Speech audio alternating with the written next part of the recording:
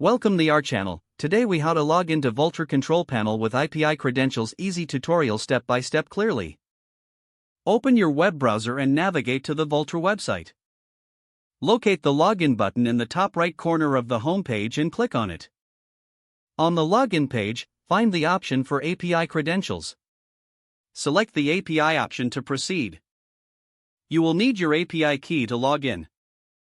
Open your API key management section on the Vultr website. Copy your API key to your clipboard.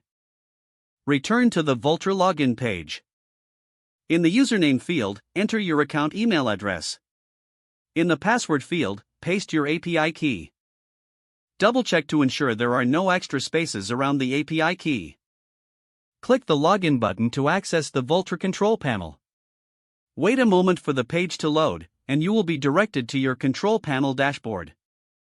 Once you are logged in, explore the available options to manage your services. If you encounter any issues, check your API key for correctness. Now you're ready to begin managing your Vultr services efficiently. If the page does not load, refresh the browser or try again in a private or incognito window. Make sure you are using the correct email address, then retype it carefully to avoid small typos.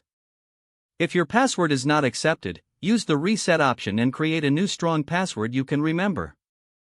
Check your spam folder for verification or security emails, then complete any requested confirmation steps. Enable two-factor authentication if available to improve account security and reduce unauthorized access risk.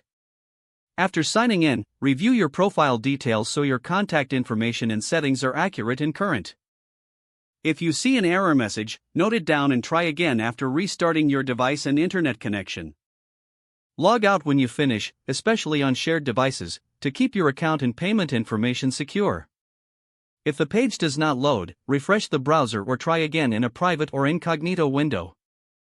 Make sure you are using the correct email address, then retype it carefully to avoid small typos.